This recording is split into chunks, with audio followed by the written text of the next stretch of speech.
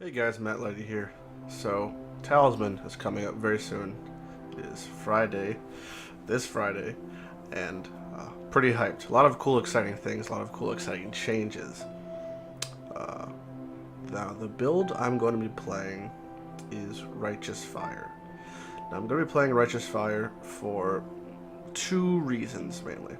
Two changes that, in my opinion, makes classic Righteous Fire, which is Righteous Fire without using a spell such as Incinerate or Flame Blast, just Righteous Fire is your damage, viable again.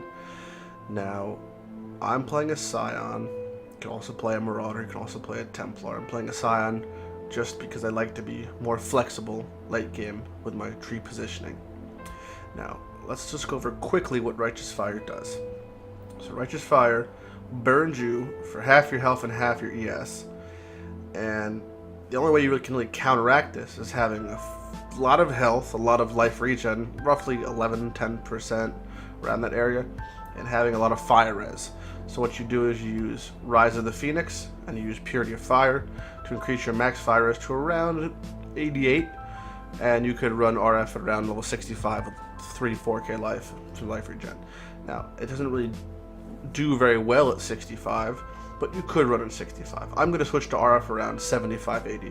It's a safer bet. The more life you have, the more RF burns for. So you want to get a high life pool, as high as possible at least, and as high fire as possible, so you take less damage, but that doesn't stop the amount of damage being dealt with RF. Now, RF used to only scale in three other support gems in a couple ways. Now it scales off of damage over time, fire damage, elemental damage, area effect damage, just damage. It's a spell, but it doesn't scale off spell damage. So those are your really main ways to do it. And then burning damage, if I didn't already say that. The only support gem that really worked for RF was increased AoE, conk effect, and increased burning damage.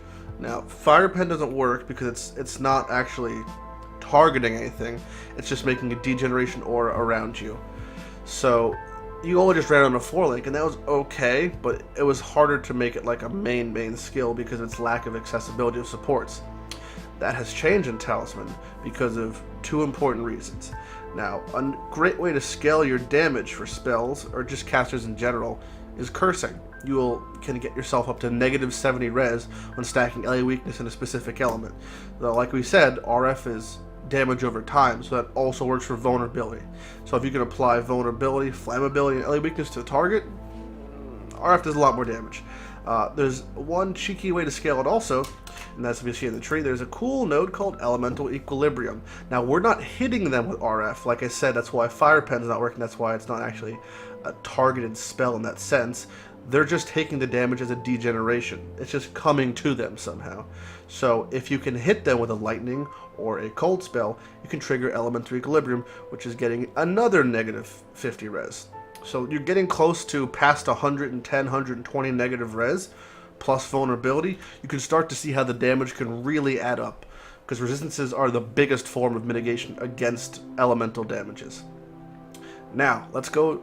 This is what the build was forever. This has always been pretty good. It's always been safe. It's gotten less safe over time, and there's really no point currently, or there was no point, to not run Incinerate, to not run Flame Blast, to not utilize the massive spell damage boost you get from using RF, these 60% more spell power and spell damage.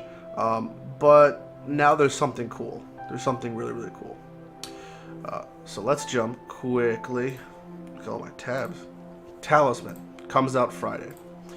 With the addition of Talisman is the addition of some new support gems, two of which are awesome for Righteous Fire. Firstly, Rapid Decay. Reduce skill effect duration, 20% more damage over time. This is a more multiplier. That's the good multiplier for those not in the know. You've increased and you have more. More is the big one. Reduce skill effect duration affects nothing we do.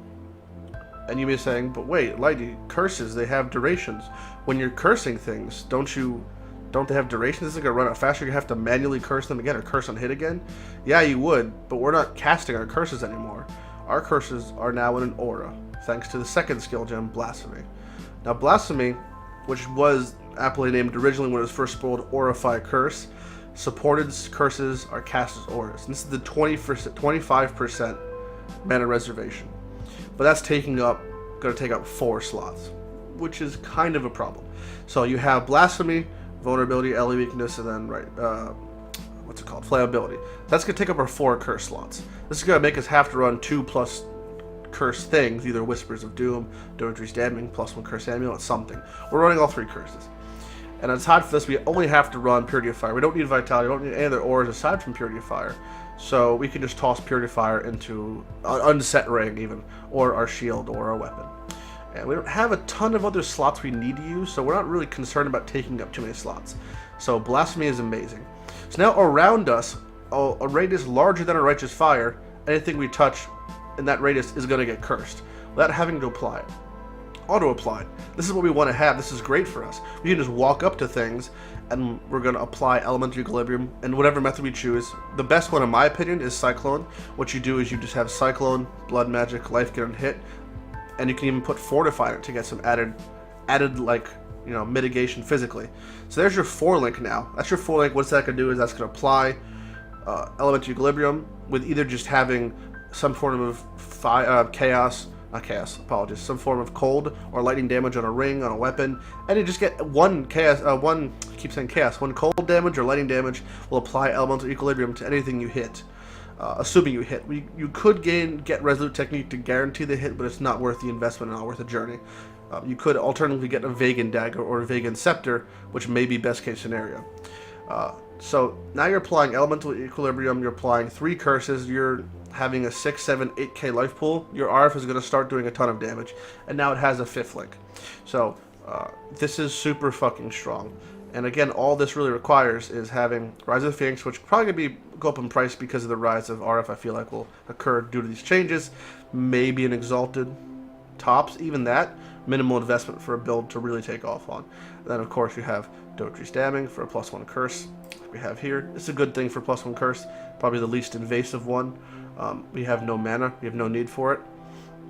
All together, the build can become super strong. So let's take a quick look at the passive tree. This is our passive. We're starting a Scion, like I said before. Since we have to get these life, we're pretty much going to come in here anyway. Even though these got a little hit, it's fine. Overall, we're a life regen's at 12.3%, perfectly fine. We're going to pretty much get this whole section later. So this is the hyper endgame section. Everything else is the juicy, meaty part, and we'll just forget about the jewel nodes also. The main thing we're getting is Elemental Equilibrium, all the regen, that's pretty standard. Sovereignty lets us run, this amount of reduced mana lets us run our 3 curses, along with our Purity of Fire. Whispers of Doom grants us an additional curse, and we're also over here getting Skittering Runes to really buff our curse effectiveness. I can easily see us breaking the 200 negative res barrier on enemies. Between Elemental Equilibrium's -50 res, 40 from LE, 40 from Flam, and then all these being boosted up, we can get there. It's a very simple build. Now for leveling, it's kind of boring. You're doing the old adage of double Flame Totem, Fire Trap, Firestorm, that whole scenario, and yes, it's boring, it can be, yes, it's monotonous, yes, it's probably the best way to level in the game still, but it's good, it costs no investment on the tree. My investment on the tree is going to be identical to what I'm going to be doing endgame, so it's great for me. So I can literally, I level, you farm Dried Lake till 75, purchase Rise of the Phoenix for whatever currency you have farmed up, get it, you're good to go, start mapping, enjoy life. That's the build.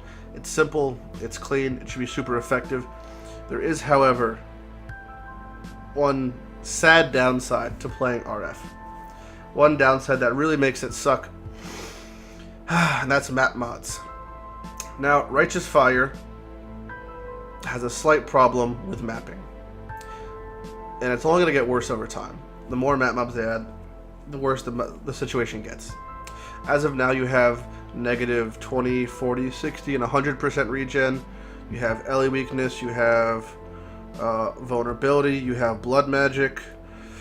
What else is there? That's it, but I'm sure I'm missing some also. Oh, negative res. What else? Come on, Lighty at the top. Well, it doesn't matter. That's 8. There you go. 8 map mods, 6 of which you guaranteed cannot do. 8 of which you probably can't do for a while. That is severely limiting your map pool. Now, T1 to 6 maps, sure, you can roll them all blue. You can. You can progress to T7 with blue maps. That's fine. Running T7, you're going to need to start alching maps. You have to alch your maps. What that means is the odds of you hitting one of those 8 mods in a party, alching maps, 6 to 8 properties, it's going to happen. This highly prevents this build from being able to map properly. That is a big problem. A big, big problem. The only problem, if anything, this build has. So that's it. That's the build. RF and Talisman. I'm going to play it. You should check it out. I'll make a guide, some short one in the forums, after the first week when everything starts to get rolling. Until then, this is what I'm going to be rocking. I'm Matt Lighty. We'll see you all Friday. Hey, I am Matt Lighty, and you just watched one of my videos. If you enjoyed it, why not click the subscribe button below? If you want to see similar content like this stuff over there, check it out. Take it easy.